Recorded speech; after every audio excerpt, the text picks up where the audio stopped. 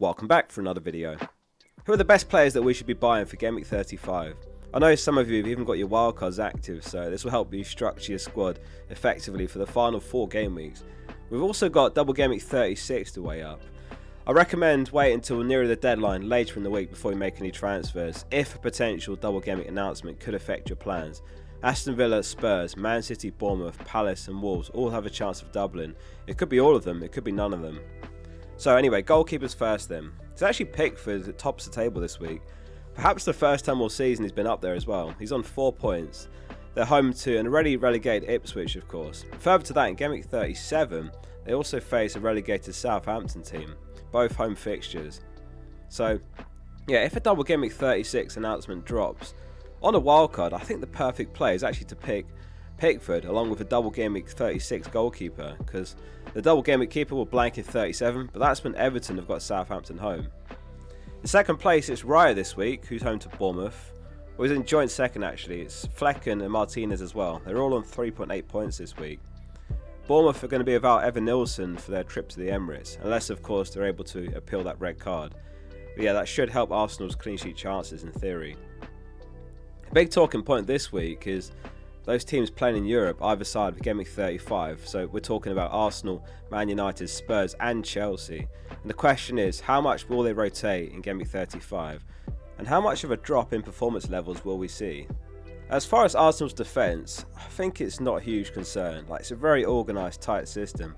And even when Arteta does rotate the back line, we're talking about, White instead of Timber, maybe Zinchenko or Tierney or Calafiori instead of Lewis Skelly.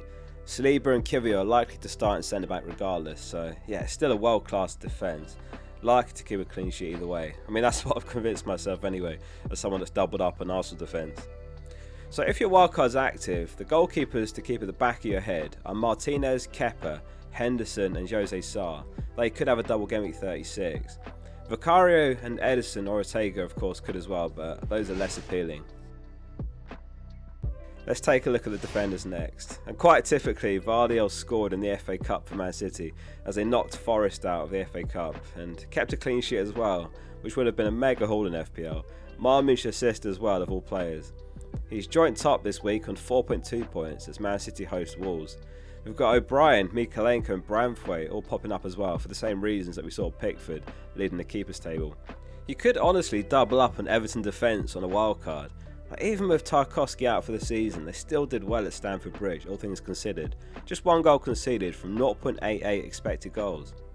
You might notice, of course, the table now says next 4 rather than the usual next 5, and that's going to continue to reduce, of course, in these final few weeks. Lots of you have got Konsa, and I know he disappointed in double Gameweek 33, but he is back on the table this week with 3.6 points versus Fulham. And he may or may not get one final double game week, we'll have to see. Villa were knocked out of the FA Cup on the weekend, so yeah, the Premier League is the final front they're fighting on, and it's very straightforward. They need top 5 for Champions League. They're currently in 7th place. They've got some, in theory, winnable fixtures in their favour as well, so it could lead to some tight, organised defensive performances, like get a goal or 2 and just see the game out. Munoz is also on the table, 3.6 points for him. Still a very handy asset for the next few game weeks, especially if he doubles. Last game week we saw Trent back in Liverpool's starting 11 and he got an assist. Bradley wasn't in the squad at all. Now it was reportedly a minor injury, so Bradley should be back in contention for next game week. Given that Liverpool's now secured the title as well, I think Trent just seems a bit risky to be worth gambling on. If he is indeed leaving, then they need to prepare for the future with Bradley. So yeah, we've got Ruben here as well for City. Just on him, is he worth buying now then if they get the double Gameweek 36? He's a little bit risky. There is a Kanji, he's back from injury. He's been on the bench the last couple of games. But yeah, I mean, every game is must win for Man City as well. They're currently 1 point above Forest, and Forest are in 6th. And Forest have got that game in hand as well to play on Thursday. So yeah, Pep might not rotate as much in terms of the back line for the run-in. But yeah, if you do buy him, you're just going to have to accept there is that little bit of risk there. Let's have a look at the midfielders next. It's a very interesting looking table this week, isn't it? So it's Mbeumo first, then it's Palmer, Bowen and Salah. 6.6 points for Mbeumo. Could he actually be the best captain this week? I mean, FPL review projections certainly think so. 210 points this season as well, 18 goals, 7 assists. And going back to that point about teams in Europe, he's home to Man United as well. They've got the Europa League either side of that fixture. So they're going to surely rotate heavily for that one.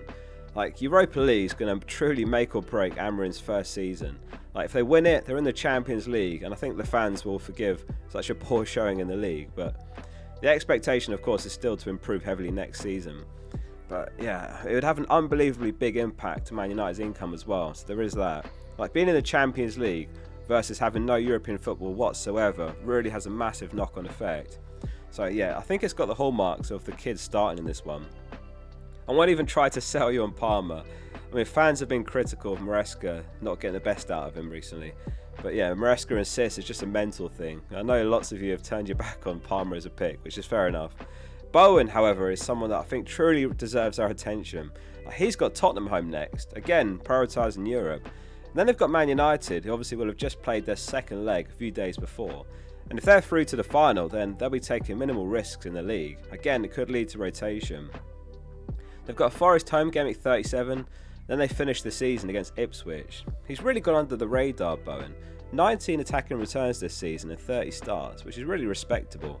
And he actually hasn't blanked for more than 2 games in a row the entire season, excluding that spell when he missed 4 games injured. But yeah, his first game back from that injury he scored, and he kept the run going in terms of games that he's played in, 2 blanks max in a row. Interestingly, we saw Liverpool players trying to put a couple of chances on a plate for Salah, which is what we want to see, especially if we've got Salah, or certainly as captain. Like Gakpo and Darwin, I noticed, did. He can still break some individual records, so yeah, although the league is wrapped up, there's still motivation for Mo. If Palace get the double game at 36, then Eze is a great option as well for cheaper this week. He's on 4.7 projected points. Or if we haven't got the money, then of course Sar's great as well.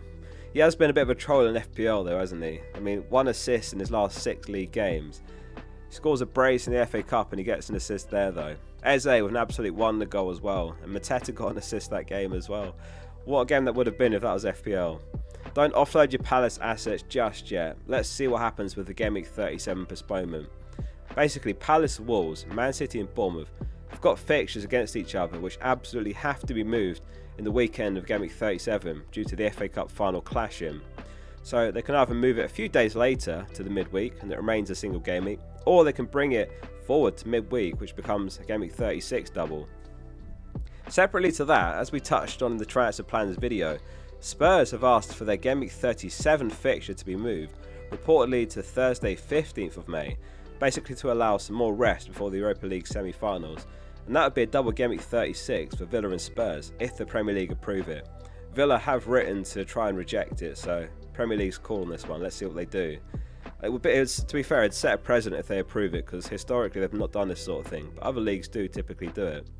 Anyway, I'll do a proper graphic on the potential doubles in the team selection video most likely, if not the experts one, so make sure you're subscribed. On to the forwards next. So it's Marmoush number 1 this week with 5.8 points. So for comparison, Mbeumo was on 6.6, so there is a bit of a gap there.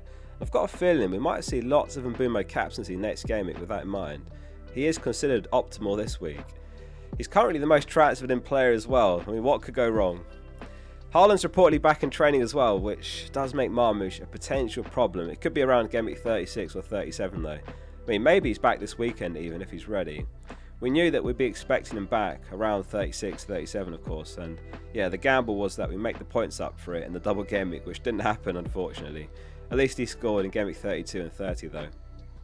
Visser's a fantastic pick, especially to complement Mbeumo if you want to double up, or perhaps if you need to prioritise a forward first, in which case he's my favourite. 5.2 projected points this week.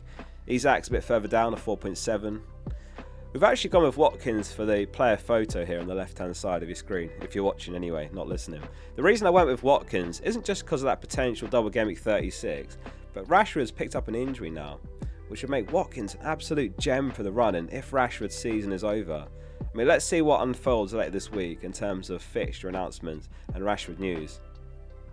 So, Wood, yeah, he had a quiet game in the FA Cup. But that all said, I mean, he's had plenty of games this season where he's looked pretty quiet and he's only needed like 1 shot on target to bag a goal. He's on 17.7 points for the run-in, which is among the highest of all forwards. And of course, he's got Leicester home in game week 36, which looks like an absolute gem of a fixture as well. Especially if we don't have any double game weeks announced and, you know, no double game week assets to target. Of course, we just had Strand Larsen and Cunha bag against Leicester home as well last game week. Finishing up with a quick look at the managers. So for Gameweek 35, it's Glasner who's top with 10.4 points, which is a table bonus fixture against Forest as well. Chelsea are facing Liverpool, which isn't quite table bonus, but it's Maresca's second with 9.9 points. I think I'd actually swerve that one, despite that potential for Liverpool's levels to drop. Herzler's in third, he's got a table bonus fixture against Newcastle. Then it's Pep, he's actually my favourite this week. I think I'd go with Pep if I had the chip active against Wolves. He feels like the safest and most sensible choice. And maybe City are starting to hit their stride at the end of the season as well, which is what they often do, don't they? If you're chasing maximum points and you want to chase upside rank-wise or maybe a mini-league, then go for Glasner, 10.4 points he's on. I mean, they're very capable of getting a result home to Forest, aren't they? Good luck this game week, everyone. Let us know in the comments what your transfer plans are. And there's more great FPL content lined up for this week, so make sure you are subscribed. See you soon for the next one.